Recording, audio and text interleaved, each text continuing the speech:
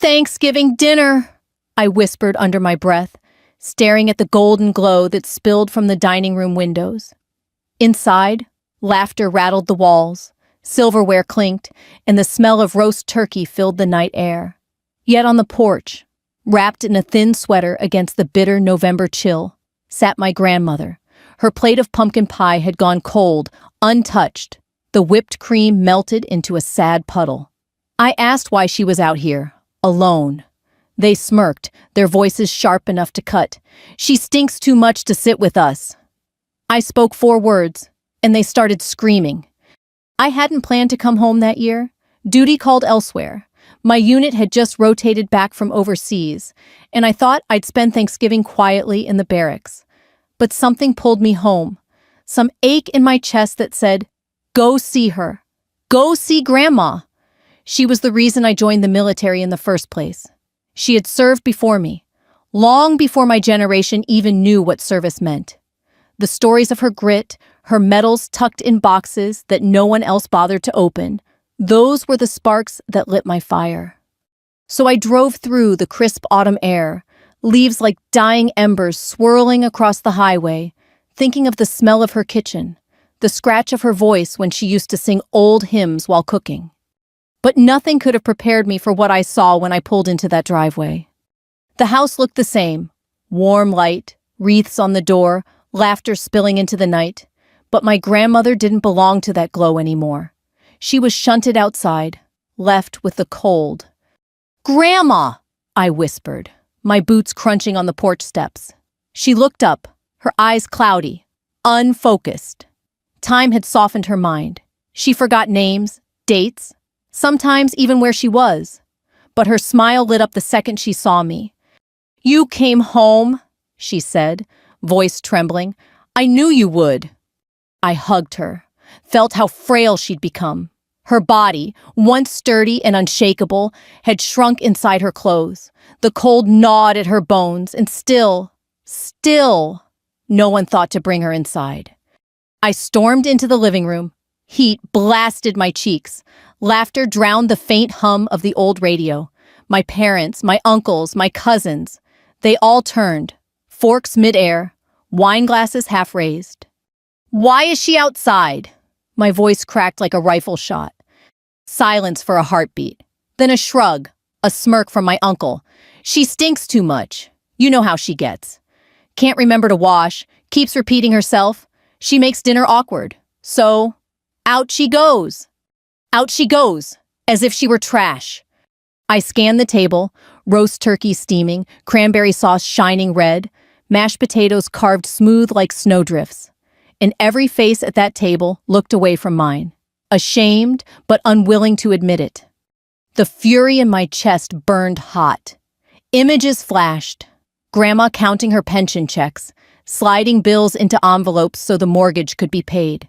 Grandma mending uniforms, folding laundry late at night, humming while everyone else slept. Grandma, the one who raised me when my parents were too busy, working, too tired to listen. And now, discarded, forgotten. I clenched my fists, my jaw tight. I wanted to shout, to flip the table, to drag them one by one to the porch to feel the cold air biting their skin. But rage alone wasn't enough. No, I needed words that would sear them. Words they would never forget. I walked back to the doorway. Grandma was still there, shivering. Her pie had started to sag, crust turning soggy in the chill. She didn't complain, not once. That was who she was, always enduring, always quiet. "Come on," I said softly. I guided her inside, ignoring the stares, the murmurs. Chairs scraped as I pulled one out for her. I set her plate in front of her, my hand steady, my face like stone. And then I looked at them, all of them. The people who owed their comfort, their warmth, their very existence to her sacrifices. I said 4 words. Words so sharp, so cold, they cut the laughter out of the room. And that's when they started screaming. The truth was, I'd been preparing for this moment all my life without realizing it. Every injustice I'd swallowed, every slight I'd endured as a soldier, every time someone underestimated me because I was a woman in uniform. All of it burned inside me now, and it fused with the fury I felt for her, my grandmother, the forgotten veteran, the discarded matriarch. I don't know if my parents ever expected me to sit quietly at that table, to let it pass like another awkward holiday, to shrug it off, but they should have known better. I wasn't raised to stay silent, not by her. And in that moment, standing there with the cold clinging to my coat and the weight of her trembling hand in mine, I swore they would regret her tears. I didn't say those 4 words yet, not out loud. They burned on my tongue, waiting for the perfect moment. Instead, I stood there at the threshold, staring at my family as they fumbled with their forks and napkins, pretending nothing was wrong. Grandma's chair scraped against the hardwood floor as I pulled it closer to the table. I settled her gently, wrapped a blanket over her thin shoulders, and kissed her cheek. Her cloudy eyes flickered with gratitude, though I could tell she wasn't fully present. That was the cruel trick her mind played now. Moments of clarity, like stars blinking through heavy cloud, then gone again. She leaned toward me and whispered, "Don't make a fuss, sweetheart. They don't understand." Her voice cracked with age, but I heard the same steel in it that had carried her through battles and hardships I could only imagine. I looked around that dining room, and for a second, the anger faded, replaced by memory. I saw a younger version of her, back in the kitchen of this same house, rolling out dough on the counter. I was 6 years old, standing on a stool beside her. "Keep your fingers curled under," she told me as I tried to slice apples with a dull paring knife. A soldier protects herself, even in the kitchen. She always called herself a soldier, never a veteran. To her, service didn't end when the uniform came off. When my parents' business struggled, it was her pension check that kept food in our fridge. She never reminded them of it, never asked for thanks. She just smiled, poured her own coffee into a chipped mug, and said, "That's what family does. We carry each other." I remember watching her polish her medals once. She thought I was asleep, but I peeked through the doorway. She had laid them all out on a towel, Bronze Star, Purple Heart, ribbons I couldn't name. Her hands shook slightly as she touched each one, eyes far away. Then she caught me watching, and instead of being embarrassed, she beckoned me closer. "See this one?" she asked, holding up a medal with a ribbon the color of deep red wine. "I didn't earn this for being brave. I earned it because I was scared, but I did what needed to be done anyway. Courage isn't the absence of fear, it's moving forward despite it." That sentence carved itself into my bones. It was the first time I thought, if she can do that, why can't I? When I told my parents I wanted to enlist, they scoffed. Dad laughed in my face. "You? You're a girl. The military's no place for you." Mom shook her head, already counting the ways I'd failed. But Grandma only squeezed my hand and said, "Go and show them what I already see in you." So I did. I pushed myself through training, through mud and exhaustion, through the whispers of men who doubted me. Every time I wanted to give up, I remembered her voice. Every medal I earned, I laid at her bedside, the way she had once polished her own. We became mirrors of each other. 2 women in uniforms too big for us, carrying burdens larger than our frames should have allowed. And yet, here she was, cast aside by the very children she had fed, clothed, and defended. My uncles were laughing over football scores. My father was carving turkey as if nothing were wrong. My mother poured wine, ignoring the frail woman on the porch. The bile rose in my throat. I wanted to shout, "Do you remember the years she skipped meals so you could eat? Do you remember her walking to double shifts with holes in her shoes? Do you remember that every dollar you spent in this house came from the military pension of the woman you now say smells too much to sit at your table?" But they didn't want to remember. Remembering would mean admitting they had abandoned her. So I sat beside Grandma, gently cutting her pie into small bites, guiding the fork to her lips. She chewed slowly, smiled at me, and whispered, "Still sweet." Inside, I watched my father laugh, watched my aunts gossip, watched my cousins snap photos for social media, documenting their perfect Thanksgiving without a hint of shame. I felt like a stranger in my own childhood home. The rage crept back in, stronger now, sharper. It wasn't just about Grandma being outside. It was about decades of sacrifice they had erased the moment she became inconvenient. It was about the way they had treated me the same way, praising my service only when it meant extra money, but dismissing me as soon as I came home with scars they couldn't see. I realized, standing there in that golden light, that they had mistaken patience for weakness. They thought Grandma's silence meant she had nothing left. They thought my silence meant I would fall in line. They were wrong. As I wrapped the blanket tighter around her shoulders, I felt her frail fingers press against my wrist. Her cloudy eyes locked onto mine, clear for just an instant. "You're strong," she murmured. "Stronger than me." The words struck deeper than any bullet ever had. My throat tightened. I nodded, because anything I said would break me open. That night, I sat awake in my old room, listening to the muffled laughter through the floorboards. My hand rested on the scar that cut across my side, a scar I earned overseas. And I thought of her scars, the ones I had glimpsed years ago when she changed her blouse, pale lines across her shoulder and hip. She never spoke of how she got them. She never needed to. By the time dawn cracked the horizon, I knew what I had to do.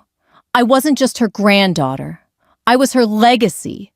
I was the proof that her sacrifices mattered. And if her own children couldn't see her worth, then I would make them. I stared at my reflection in the mirror, at the uniform folded neatly on my chair. I had worn it in deserts and jungles, in places my family could barely find on a map. I'd carried my unit through hell and brought them home, and today I would carry her. The anger in me had cooled into something sharper, steadier, like the edge of a blade. No more yelling, no more begging them to understand. This time, justice would not be a plea. It would be a reckoning. Thanksgiving had turned into a battlefield, and I knew which side I was on. The next morning, sunlight crept across the porch where she had sat the night before. The rocking chair swayed gently in the breeze, empty now, but the sight still cut me. I couldn't shake the image of her small frame, hunched against the cold, her plate of pumpkin pie forgotten. I brewed coffee in the old kitchen, the same chipped percolator she'd used for decades still sitting on the counter.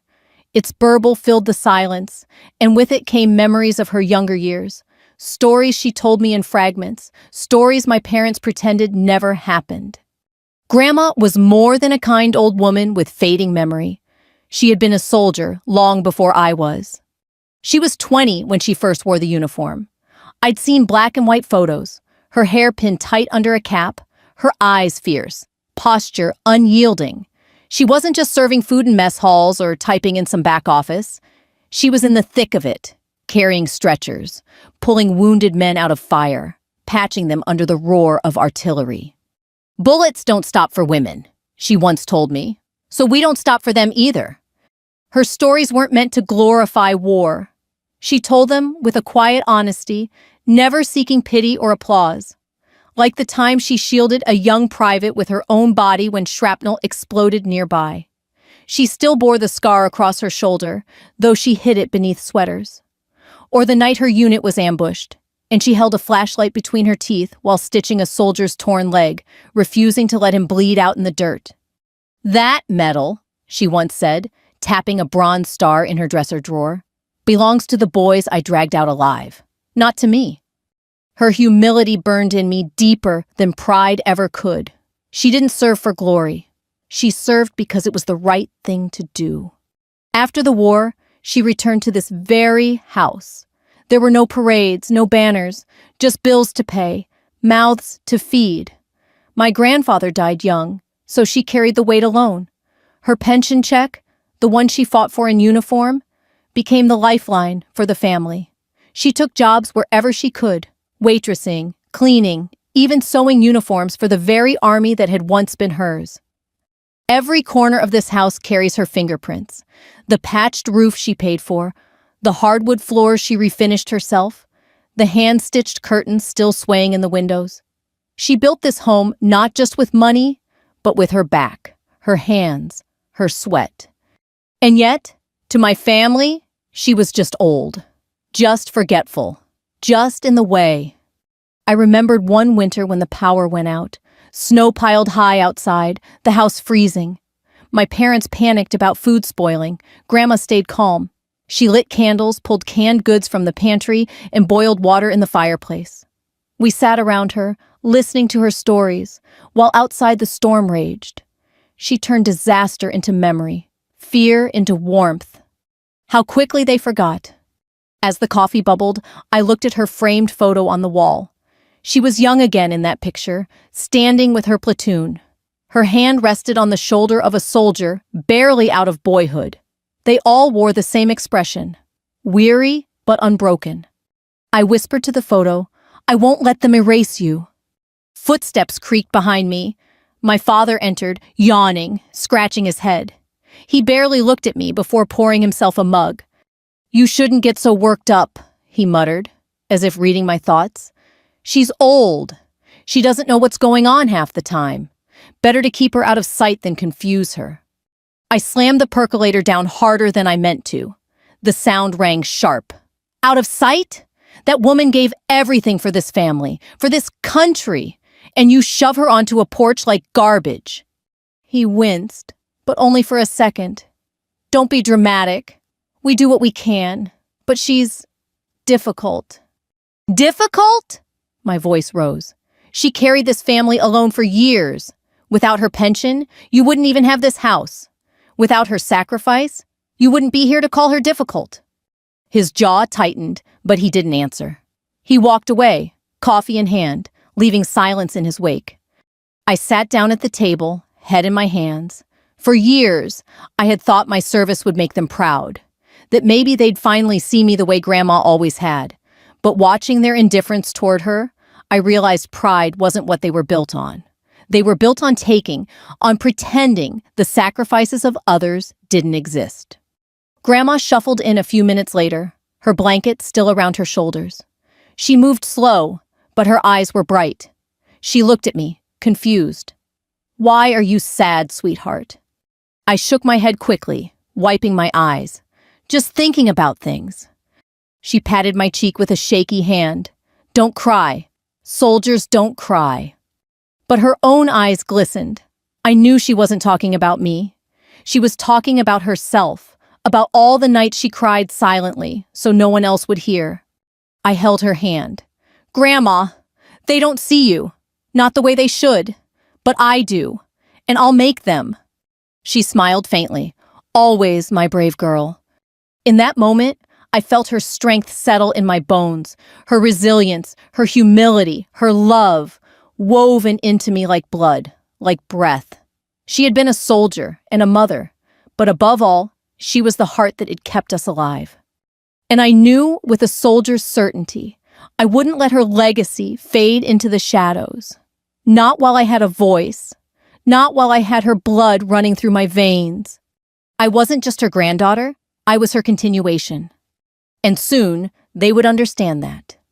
The morning after Thanksgiving should have been filled with the smell of leftover turkey sandwiches, pies reheated in the oven, and lazy conversations around the table. That's how I remembered it as a child. Grandma humming while she carved up turkey for us, my cousins fighting over the wishbone, my father pretending to complain about football, but watching anyway. But this year, the house was different. It was quiet, except for the faint hum of the refrigerator and the muffled television in the living room. The laughter was gone. My parents spoke in low, irritated voices as they cleaned up, and Grandma sat at the kitchen table, staring at the salt shaker like it held some great secret. She had forgotten to put it away, maybe. Or maybe she'd simply forgotten what she was doing. She reached for it once, then stopped mid-motion, her hand trembling before she set it back down.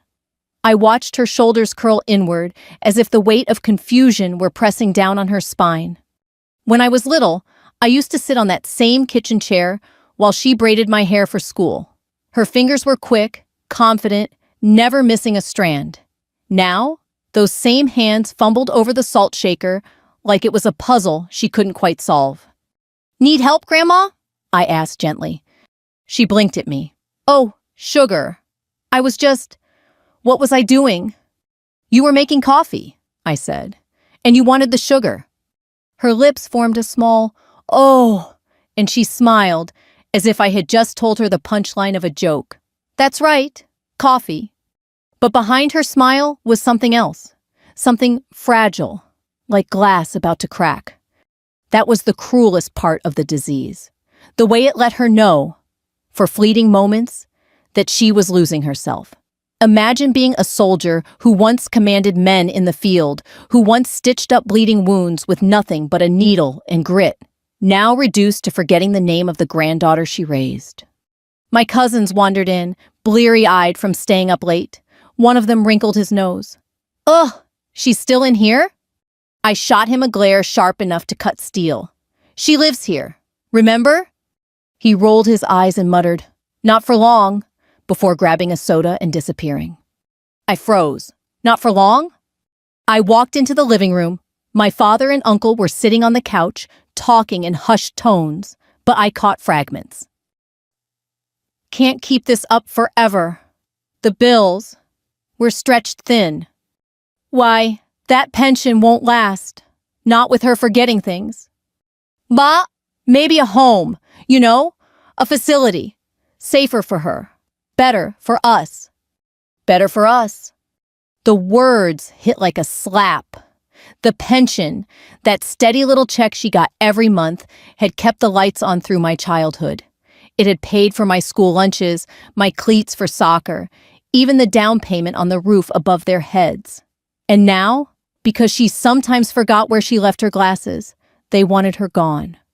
I stood in the doorway until my father noticed me. His jaw tightened, but he didn't stop. He looked me dead in the eye, as if daring me to challenge him. We've decided it's best if Mom goes into a home, he said flatly. You're a soldier. You know what discipline looks like. You understand hard choices. I laughed bitterly. Hard choices? Like locking your own mother outside on Thanksgiving? My aunt shifted uncomfortably. She embarrassed us. The neighbors were asking questions. What were we supposed to do? Maybe, I said, stepping closer, you were supposed to remember who she is, what she's done. Maybe you were supposed to honor the woman who bled for this country instead of shutting her out because you don't like the smell of her perfume. It's not perfume, my cousin muttered. It's her. She doesn't bathe right anymore. The room fell silent. The words hung in the air, cruel and jagged. Grandma's voice drifted from the kitchen. Coffee's ready, children. She sounded so proud, so unaware of the venom that had just been spilled about her. I felt my stomach twist. This wasn't just neglect. This was betrayal. Later, when I walked her back to her room, I noticed the cracked leather trunk at the foot of her bed. I had seen it 1,000 times, but never thought much of it. She ran her hand over it absently. Don't let them take it, she whispered suddenly, her voice sharp and clear. They'll try. But it's mine. I knelt beside her. What's in there, Grandma? Her eyes darted to mine, lucid for one fleeting moment. What's left of me? Then she blinked, and the fog returned. She patted my cheek, smiled that weary smile, and asked if I wanted more coffee. I sat there, staring at that trunk, listening to the faint sound of my relatives laughing again downstairs. And I knew, deep down, that whatever was coming next, it was going to change everything. Because if they thought they could erase her the way they tried to erase me, they were about to learn what it meant to provoke two soldiers from the same bloodline. My grandmother had fought for this country. I had followed her footsteps. And now, it was time to fight for her. Thanksgiving night carried a cruel kind of silence. The dishes were stacked in the sink, the laughter long gone, the smell of roasted turkey still clinging to the air like a ghost. I sat at the edge of my childhood bed, staring at the shadows stretching across the ceiling, every sound in the house, the creak of the floorboards, the cough from down the hall, felt like a reminder of what had happened. But the worst sound of all was none at all. Grandma's room was quiet. No soft humming, no gentle footsteps. Just silence. I pushed up from the bed and walked down the hall. Her door was ajar. I peeked inside, expecting to see her asleep, but the bed was empty. Panic gripped me. I rushed to the kitchen, then to the living room. Nothing. Finally, I opened the back door and felt the cold air rush in. She was outside.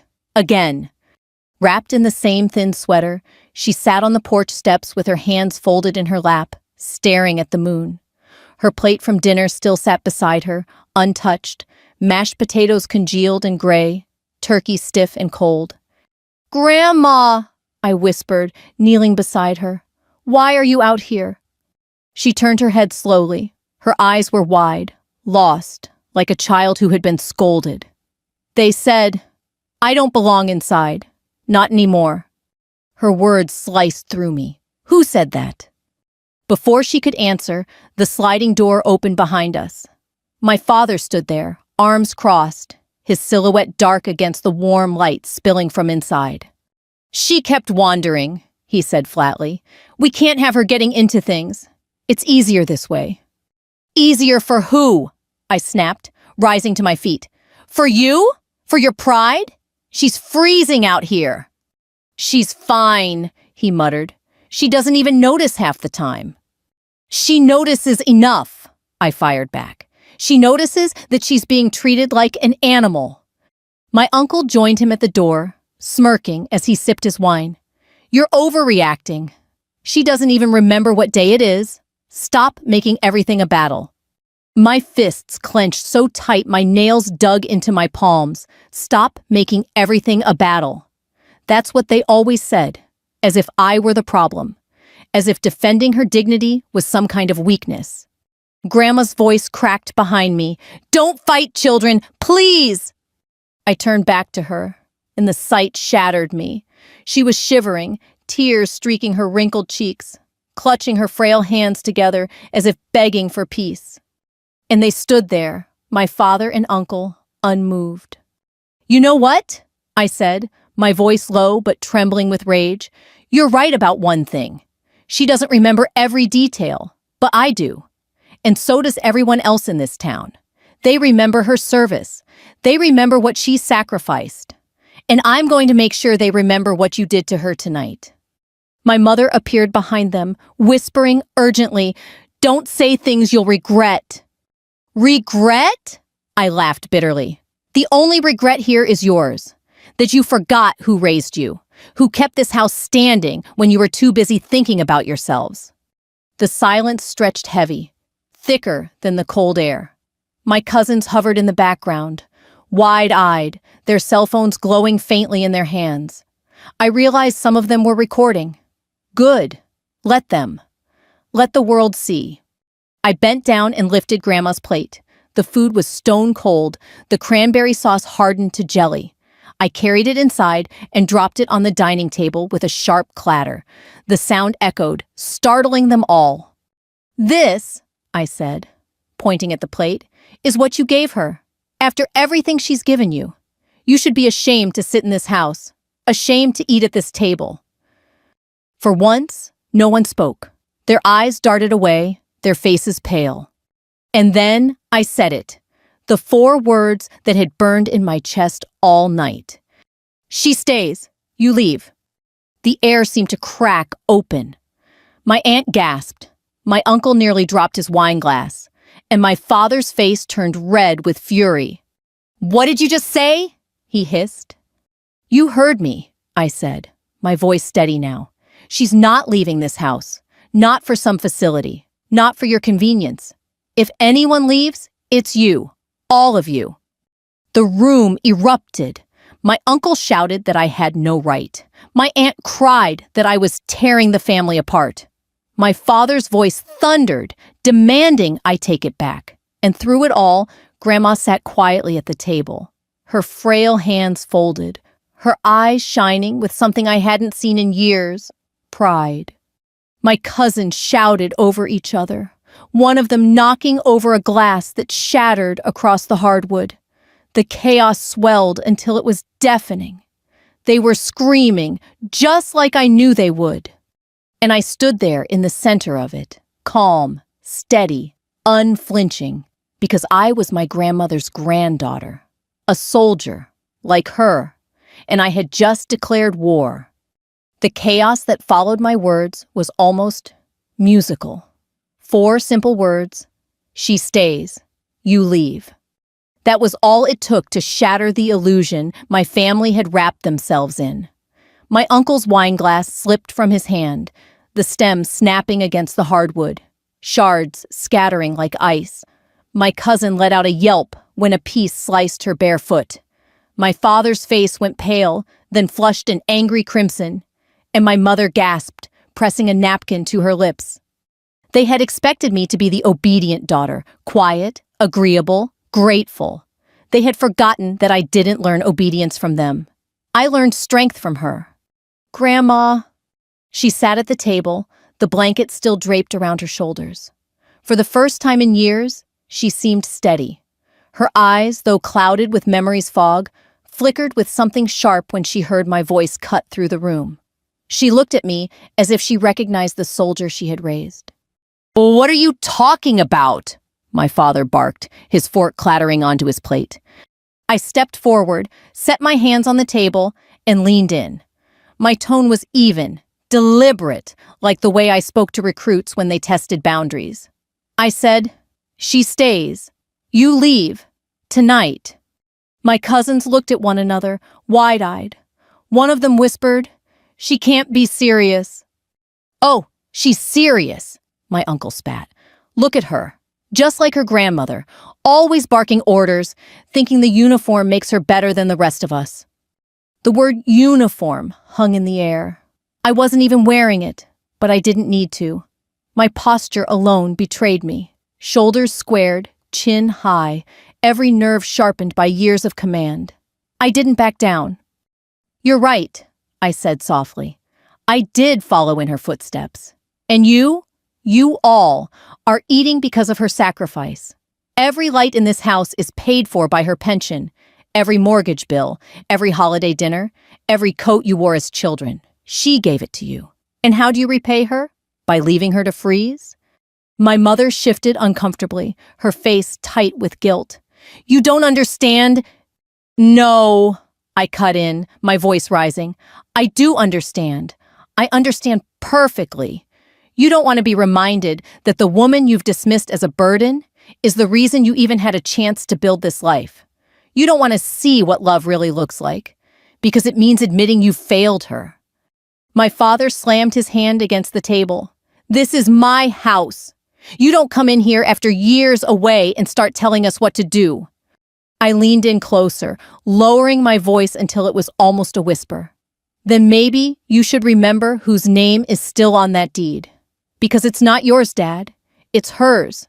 This house belongs to Grandma. And if she wants to sit at this table, nothing gives you the right to stop her." The room froze again. Forks hovered mid-air. My father's eyes flicked toward the old trunk in her room, then quickly away. That tiny, guilty glance told me everything. He knew exactly what was inside, and he feared I might know too. I didn't. Not yet, but I would. My cousins started muttering, their voices rising in panic. "What does she mean? What's in the deed? Dad, what's she talking about?" I could see their faces drain of color, see the shame and the fear mingling. The recordings on their phones were forgotten, left buzzing with notifications on the table. My father finally pushed back his chair. "Enough. We'll discuss this later." "No," I said. "We'll discuss it now, tonight, in front of her." I turned to Grandma, who sat silently, her hand resting on the table. "Because she deserves to hear it." My mother's eyes filled with tears. She whispered, "Please, not now. She won't even remember." "That's the point," I said. "She might forget tomorrow, but you won't. You'll remember every word I say tonight, and so will I." The rage that had burned inside me for hours settled into something colder, heavier. It wasn't the fire of anger anymore. It was the weight of duty. A soldier doesn't raise her voice when she's about to strike. A soldier steadies her breathing. I looked at each of them, one by one. My father, who had dismissed me as a child chasing foolish dreams. My mother, who had always told me to be quiet to sit still, to not embarrass the family. My uncles, who had taken and taken from Grandma until she had nothing left. My cousins, raised in comfort they didn't earn, now sneering at the woman who sacrificed everything for them. In that moment, I didn't see family. I saw a room full of cowards, and I knew exactly how to make them scream. It wouldn't be fists or shouting.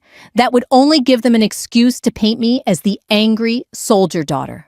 No, the battle wouldn't be fought with violence. It would be fought with truth, with exposure, with the authority they'd forgotten I carried, not just as a granddaughter, not just as a soldier, but as someone who refused to let injustice slide. I reached for my phone, opened the camera, and hit record. "Let's talk about who Grandma really is," I said. The panic in their eyes deepened. One cousin slammed his hand on the table. Another tried to lunge for my phone. But I was quicker. Years of drills, years of combat, they weren't ready for me. I stepped back, calm as stone, holding the phone steady. "This woman," I said, turning the camera toward Grandma, "is a decorated veteran. She bled for this country. She raised her children alone, paid your bills with her pension, and carried this family when none of you would lift a finger. And tonight, you made her sit outside on Thanksgiving because you said she smelled. That's who you are, and the world deserves to know." The room erupted again, but this time, the screaming wasn't just denial. It was fear. Fear of exposure, of the neighbors hearing, of the recordings making their way to the small-town gossip chain, then to the veterans' community. "They started screaming," I whispered into the phone, making sure the words were captured. Grandma's lips twitched. For just a second, her eyes cleared again, and she gave me a look that was half pride, half sorrow.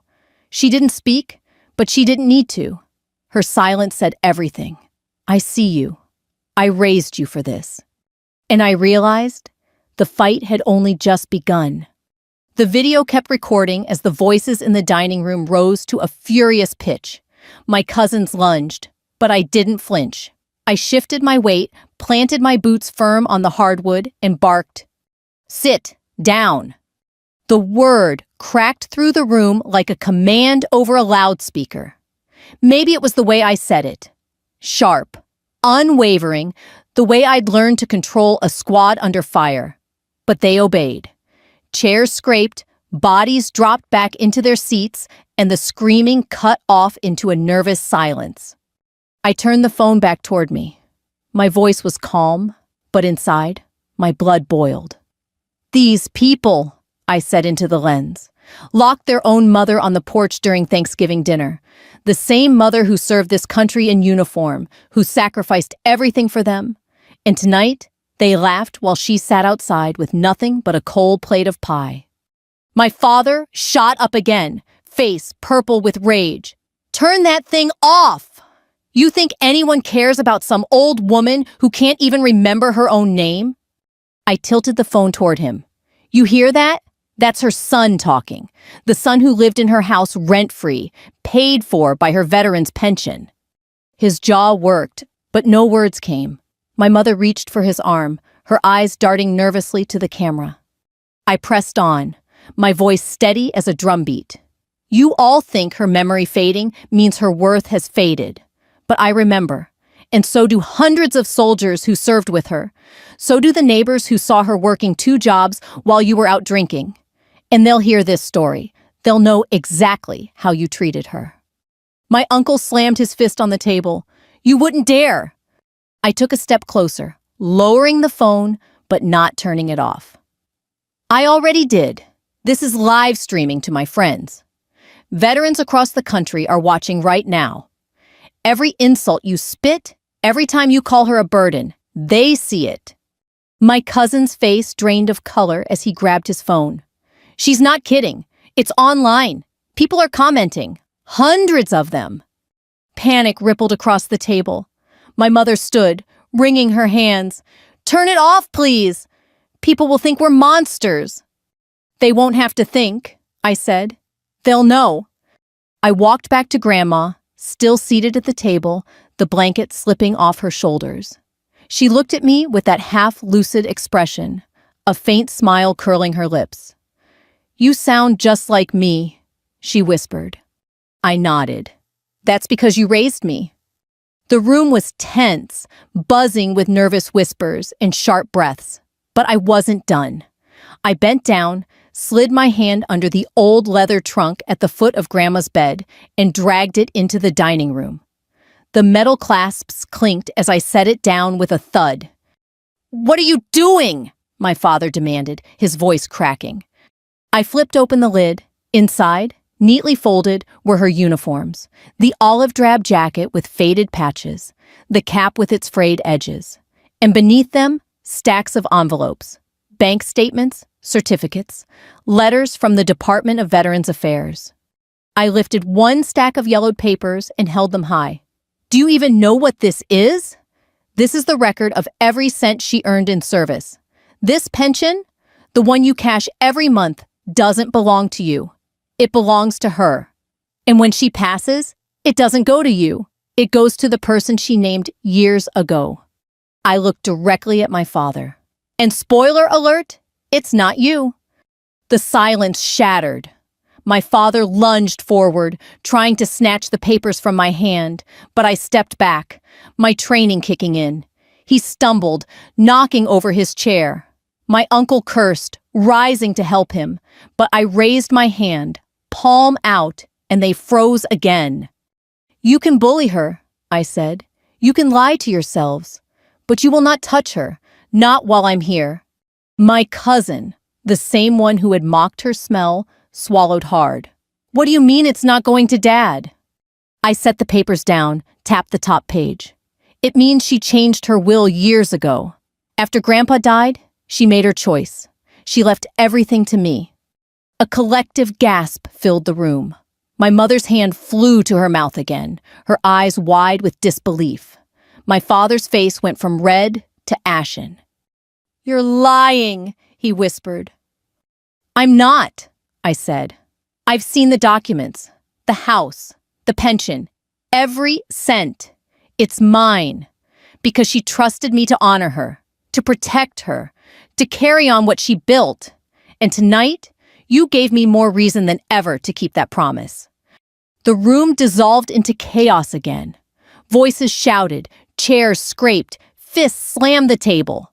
My cousins protested, claiming it wasn't fair. My father's voice boomed over them all, but there was panic in it now, not authority. "You think you can just take everything," he roared. I looked at him, calm as ever. "I don't have to take it. She already gave it to me. And you know why? Because you gave up your right to be her children the moment you left her out there." The truth landed like a blow. My words weren't loud, but they carried the weight of every sacrifice she had made, every injustice they had tried to bury. And for the first time, I saw it register. My father's face crumpled. My mother's hands shook. My uncle muttered curses under his breath, but even he wouldn't meet my eyes. Behind me, Grandma's voice came soft, trembling but clear. "It's all right, sweetheart. They don't understand." I turned to her, my throat tight. "No, Grandma. They will understand. I'll make sure of it." I looked back at the family, still frozen in their chairs. The live stream was still rolling. Comments poured across the screen. How could they? That poor woman. "We stand with the veteran." My phone buzzed with notifications, support flooding in from people who remembered what service meant, what sacrifice looked like. For once, it wasn't just my voice against theirs. The whole world was watching. And that was the first taste of justice. The fallout was immediate. By the next morning, the video had spread far beyond my circle of friends. Veterans groups had shared it, community forums buzzed, and neighbors whispered on front porches. My phone lit up with messages. Soldiers I'd served with, strangers from across the country, even local reporters. "We saw what you did. We stand with your grandmother. Tell us where to be." By noon, the quiet street outside our house filled with cars. Men and women stepped out, some leaning on canes, others in wheelchairs, many in uniforms that had long since faded. Their ribbons gleamed in the sunlight. They had come because they knew. They had come because they'd seen themselves in her. My family panicked. Curtains were drawn tight. My father muttered about embarrassment and public humiliation. My mother sobbed, begging me to make them leave. But it was too late. The truth had broken free, and it was marching up our front walk. I opened the door before they could knock. The first man to greet me was an old Marine, his hands trembling as he saluted. "Your grandmother," he said, his voice rough with age, "was there when I was pulled out of the field hospital in '52. I owe her my life. I never forgot her name, and I never will." Behind him, others stepped forward, each with their own story. "She patched me up. She saved my buddy. She carried more than her share when others dropped." I turned to look at Grandma, seated in her chair by the window. At first, she seemed lost, her eyes drifting. But as the voices poured in, something changed. Her back straightened, her gaze sharpened. For a moment, the fog of her memory cleared, and she saw them. Not just the faces before her, but the ghosts of the men and women she'd once fought beside. Tears slid down her cheeks. We helped her to the porch, wrapping a shawl around her shoulders. The crowd fell silent as she stepped out. And then, as if on cue, every veteran there raised their hand in salute. The sight stole my breath. 100 hands, weathered and scarred, lifted toward the frail woman who had once carried them through hell. One by one, they approached her, placing small tokens at her feet, dog tags, patches, photos, a tribute not of words, but of lives touched. My father stood behind me, rigid and pale. He opened his mouth, perhaps to protest, but no sound came. My uncle turned away, ashamed. My mother clutched her hands together, trembling. Grandma, with surprising strength, raised her hand in return. Her salute was shaky but steady enough, and the veterans cheered, their voices cracking with emotion. The local news had arrived by then. Cameras clicked, microphones captured every sound. The story was no longer confined to our dining room. It was spilling into the world, undeniable. A reporter asked me, "What do you want people to know about her?" I swallowed hard, looking at the woman who had given me everything. "I want them to know she is not forgotten. She is not a burden. She is the backbone of this family and this country, and she deserves to be honored, not hidden." The crowd roared in agreement. And then, in a moment that broke me open, Grandma spoke. Her voice was thin, but it carried, cutting through the noise like a hymn. "They are still my children." The crowd hushed. My father choked on a sob. My mother's tears spilled freely. My cousins stared at the ground, shame flooding their faces. Even after all they had done, even after they had cast her out on the porch, insulted her, betrayed her, she called them her children. She loved them still. The veterans bowed their heads. Some wept openly. I felt my knees weaken, not from sorrow, but from awe. That was who she was. Strong enough to carry pain, forgiving enough to carry love. I knelt beside her, pressing my forehead to hers. "Grandma," I whispered, "you don't have to forgive them." She smiled faintly. Love is heavier than anger, but it carries further. The words burrowed into me, both a blessing and a burden.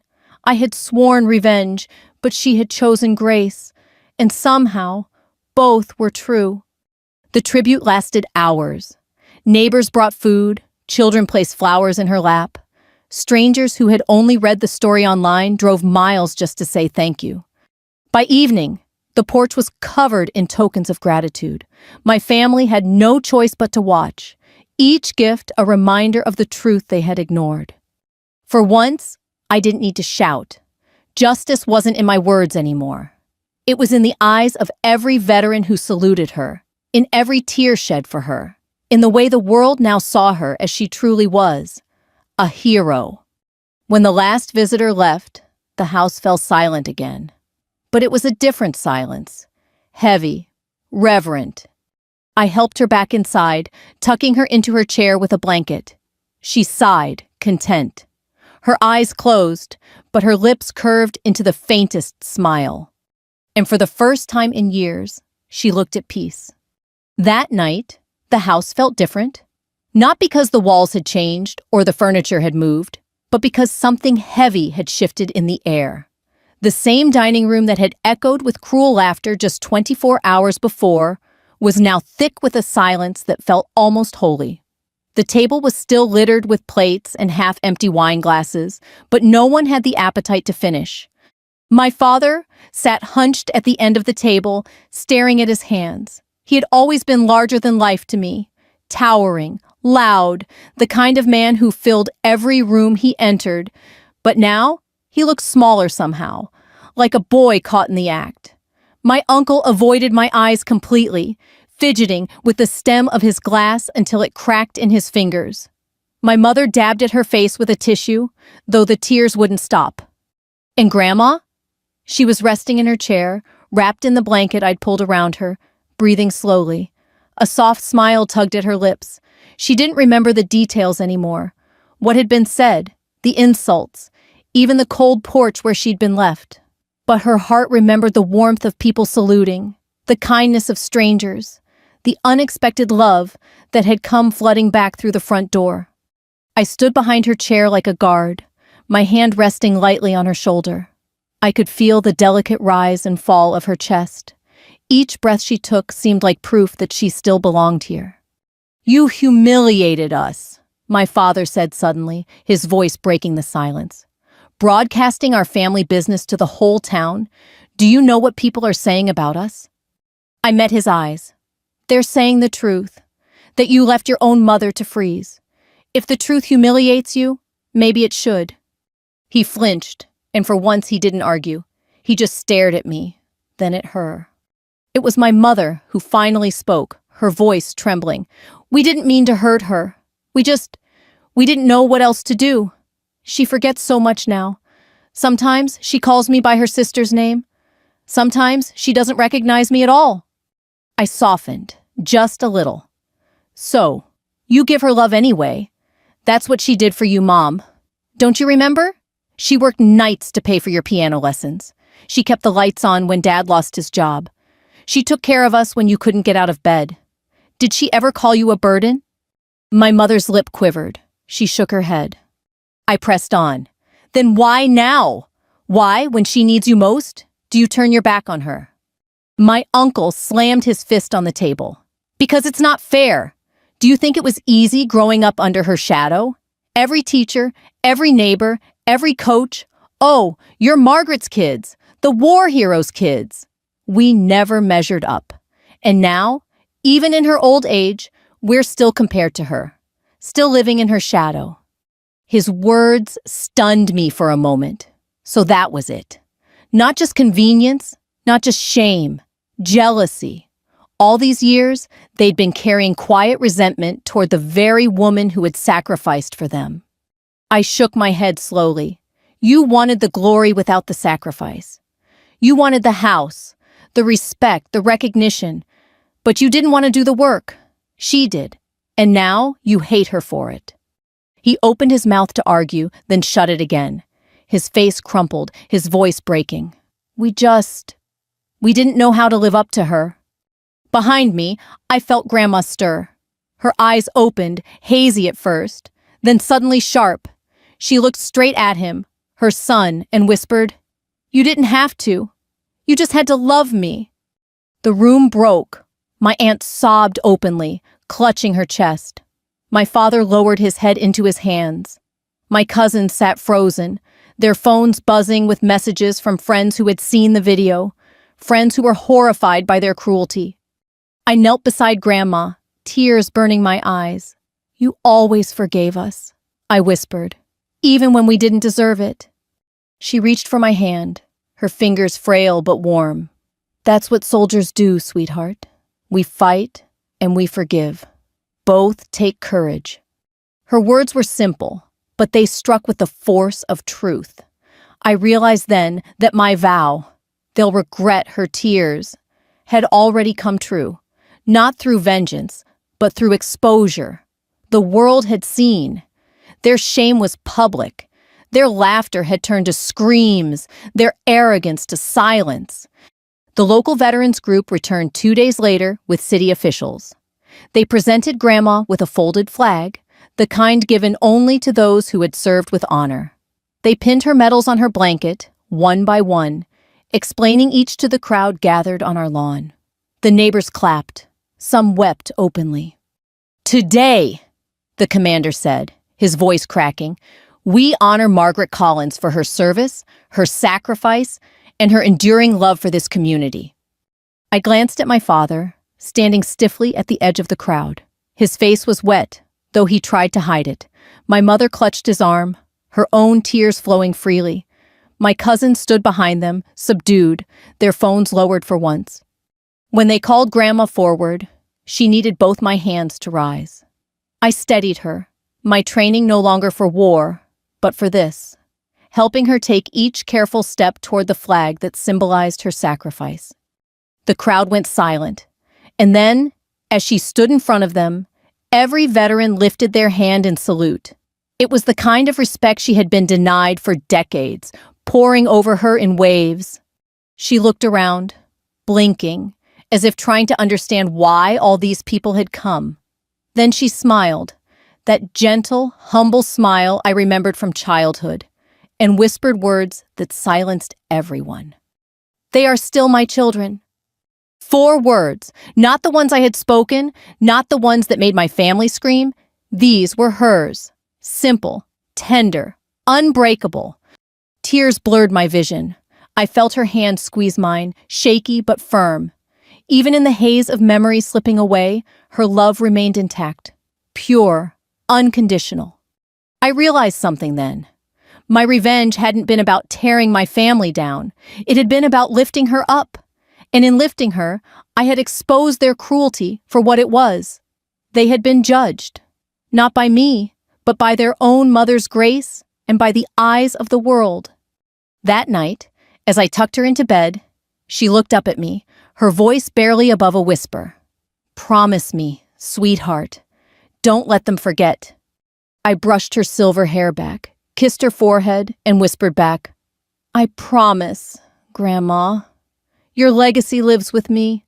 They'll never forget." I stood at the window long after she drifted to sleep. Outside, the porch was empty now, but the tokens from the veterans still covered the railing. Dog tags, medals, folded letters. Proof that she mattered. Proof she was loved. For the first time in years, I felt something shift inside me.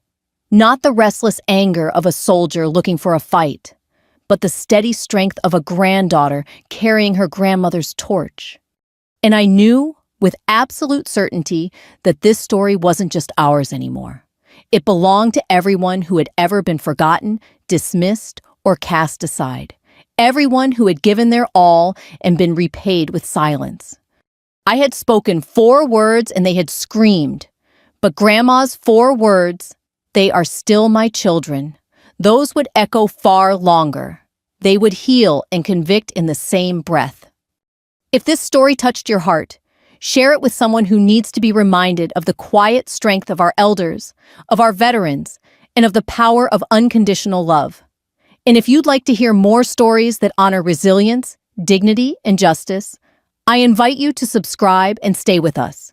Sometimes the most powerful battles are fought not on battlefields, but at the family table.